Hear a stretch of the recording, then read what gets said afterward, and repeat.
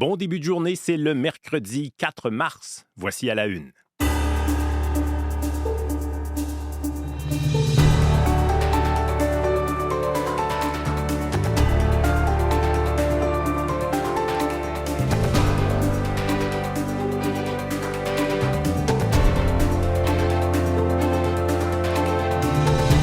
Je m'appelle Jean-Sébastien Bernatchez. À mes côtés, Marie-Michel Bordua, Jean-François Paradis et Véronique Méran, les trois mousquetaires des petites heures du matin. Bonjour tout le monde. Bonjour.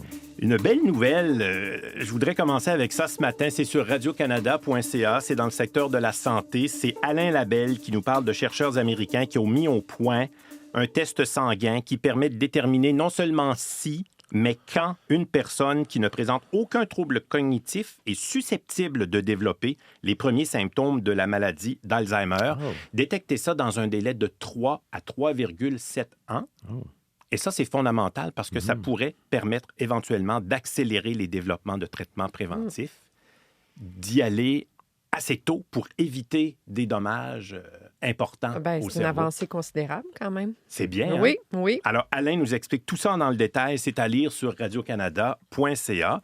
Autre nouvelle, intéressante, oui, dans le sens qu'on veut régler ce problème, c'est dans le secteur culturel. Ce sont les frais de billets imposés aux amateurs de spectacles par l'entreprise Live Nation qui serait abusif, Marie-Michel. Donc, on cherche à ce que ça change.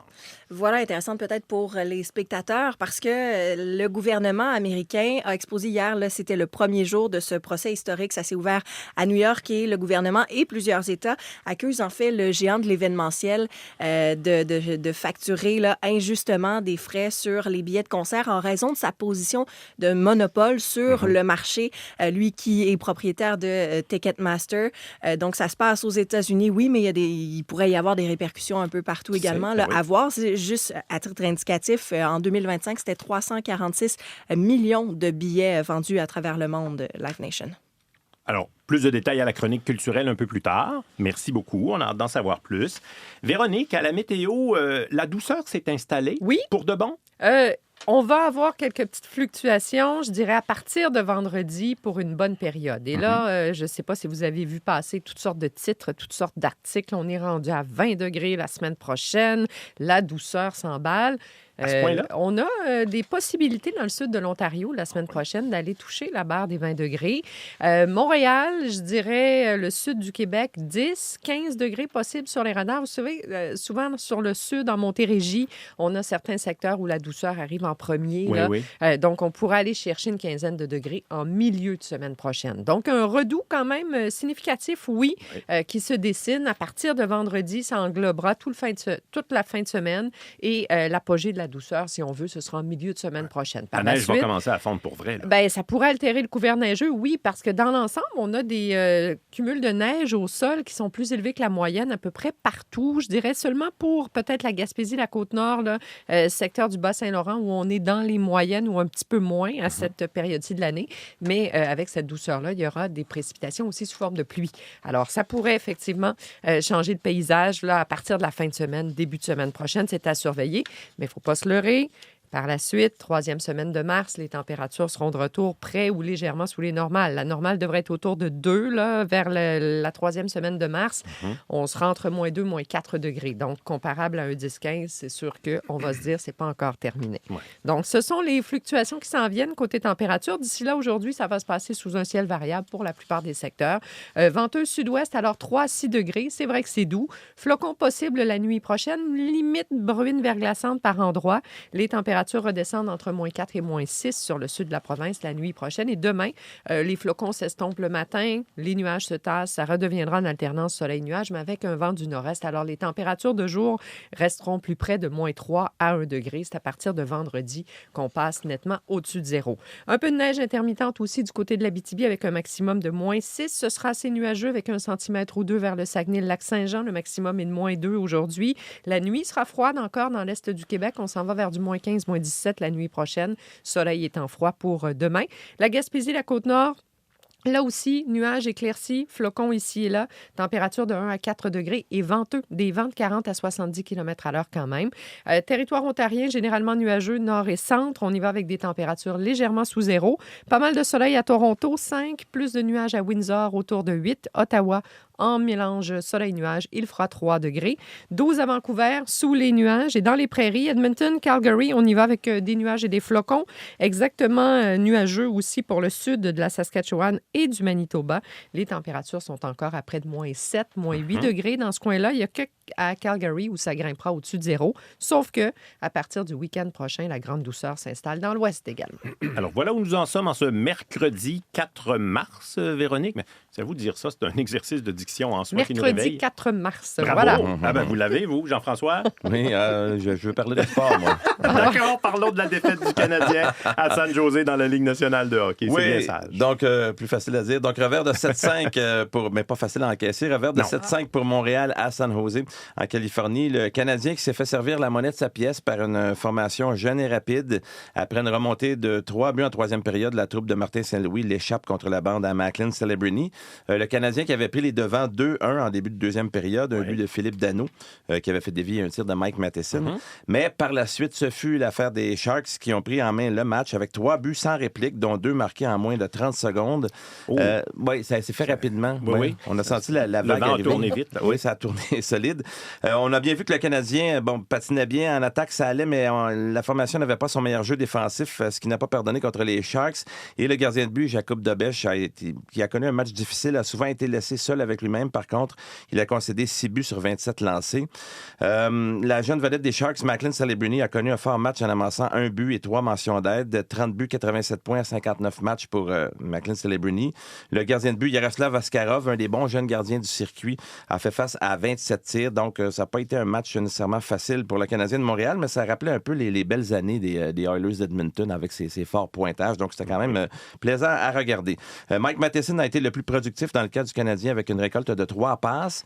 Petite pause de 2 jours pour le Canadien. On reprend le collier contre les Ducks d'Anaheim vendredi et les Kings à Los Angeles samedi. C'est le voyage dans l'Ouest.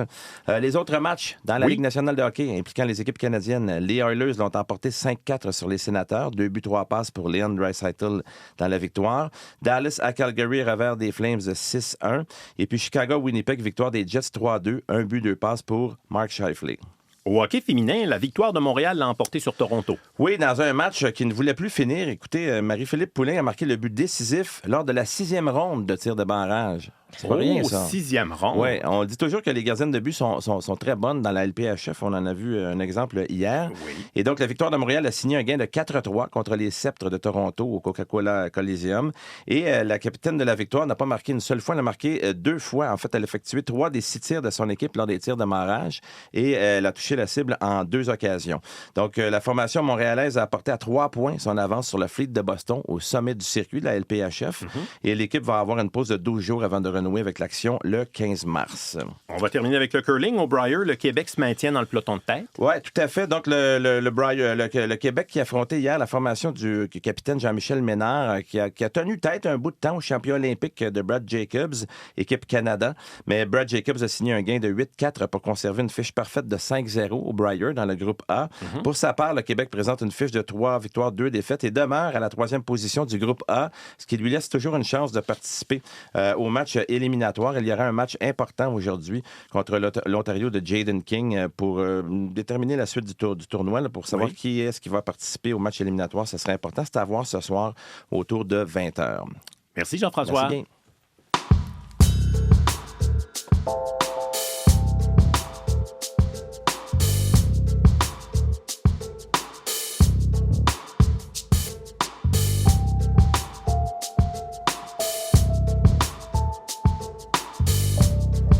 Les grands titres des quotidiens à la une du Globe and Mail ce matin. Mark Carney tempère son soutien aux frappes en Iran, remet en question leur légalité.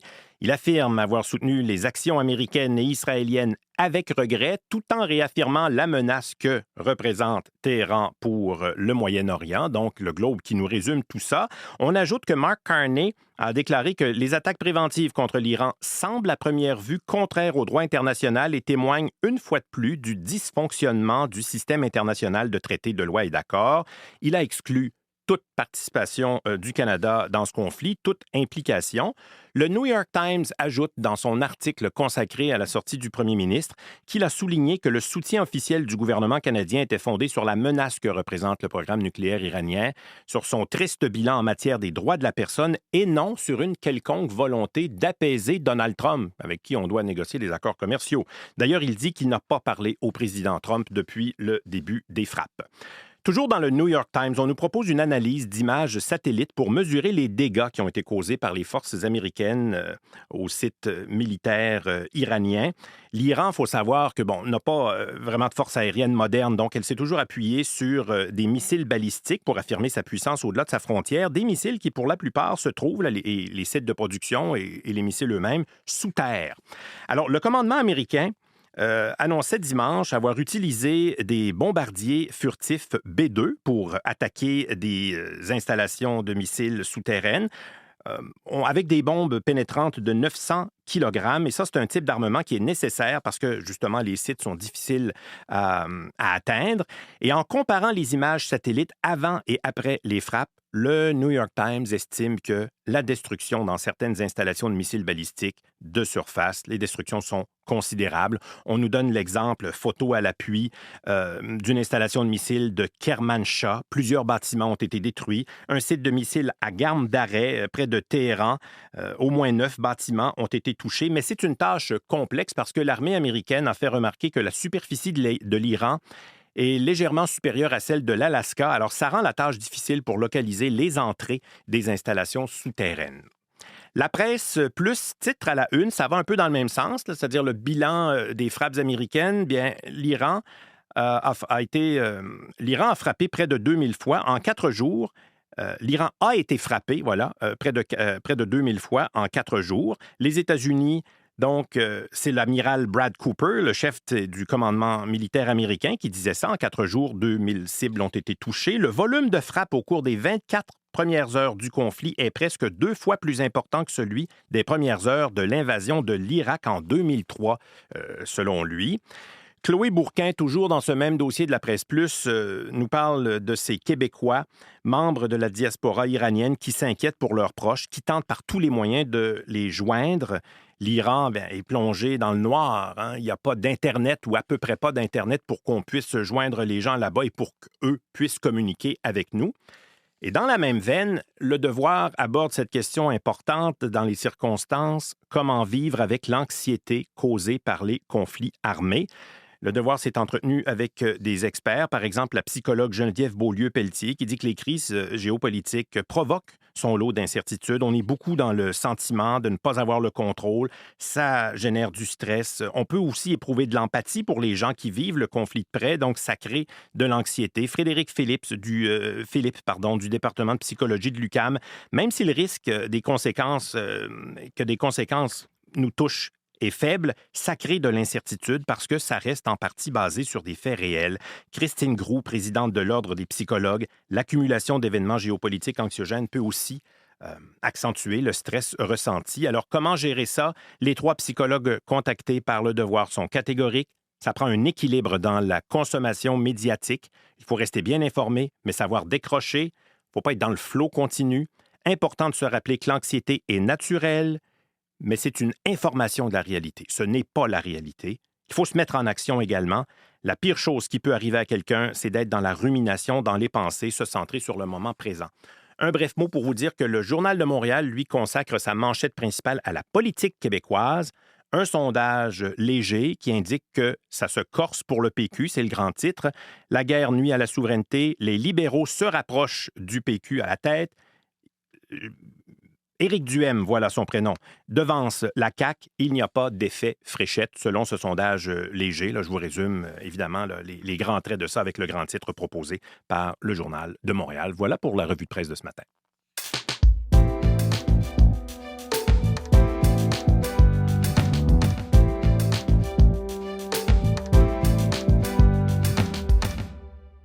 On va faire le point sur la situation au Moyen-Orient. Les derniers développements avec Aurélie Girard. Aucun signe d'essoufflement. Alors, il y a eu des frappes, là, encore, là. Oui, au cours des dernières minutes même. Oui, exactement. Alors, l'Iran subit là, encore ce matin, effectivement, de nouvelles frappes israélo-américaines. On recevait des alertes là, il y a tout juste une heure à peu près là, à l'effet que l'armée de l'air israélienne procédait à des frappes qu'on disait intense sur la capitale iranienne, Téhéran. Le dernier bilan là, du nombre de victimes date d'hier après-midi. On n'a pas encore celui du Croissant Rouge iranien. C'est une ONG locale qui nous disait qu'en Iran, le bilan du nombre de victimes dépasse maintenant 1000 personnes tuées. Du côté du Liban, les frappes d'Israël se sont intensifiées. Là aussi, il y a 11 personnes qui ont été tuées depuis le début de la journée, surtout au sud de Beyrouth. Ça, c'est selon le ministère de la Santé du pays. Quant à l'Iran, les gardiens de la Révolution ont affirmé un peu plus tôt ce matin avoir tiré une quarantaine de missiles sur des cibles américaines, israéliennes, sans donner par ailleurs davantage de précision. Pendant que ces frappes se poursuivent, Aurélie, il y a des ressortissants canadiens qui peinent là, à trouver le moyen de rentrer au pays. Oui, exactement, parce que l'enjeu principal est celui de la sécurité de l'espace aérien là, au-dessus de ces pays du Golfe, nous dit-on. C'est en tout cas ce qu'a fait effectivement valoir là, hier soir le premier ministre du Canada, Mark Carney, qui est actuellement en Australie. C'était la première fois qu'il prenait les questions des journalistes depuis le début de l'offensive israélo-américaine. On va tout de suite l'écouter. Pour le moment, c'est une question de la sécurité. La situation demeure trop dangereuse d'avoir une repatriation à grande échelle.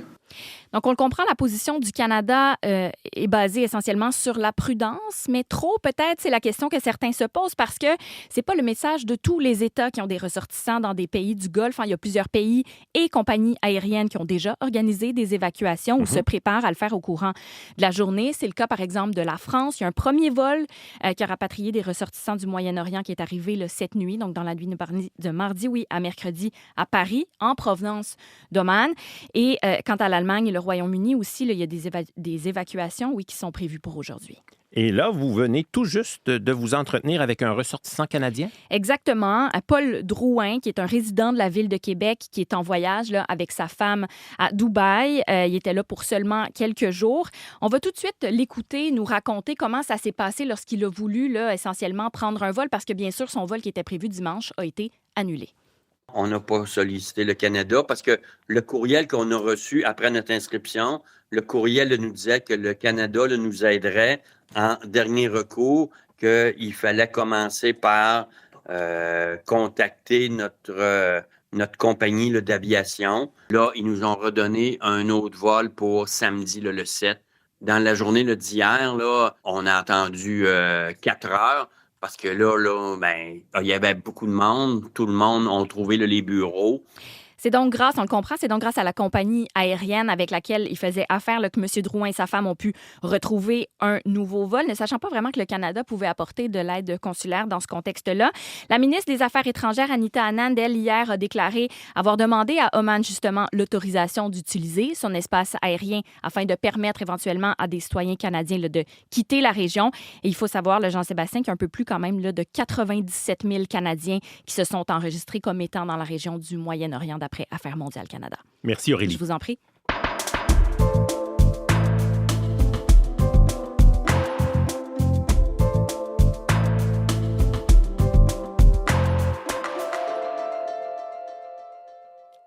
À la chronique culturelle, Marie-Michel Bordua nous parle du gouvernement américain qui, Marie-Michel, accuse Live Nation de facturer des frais trop élevés sur les billets de concert.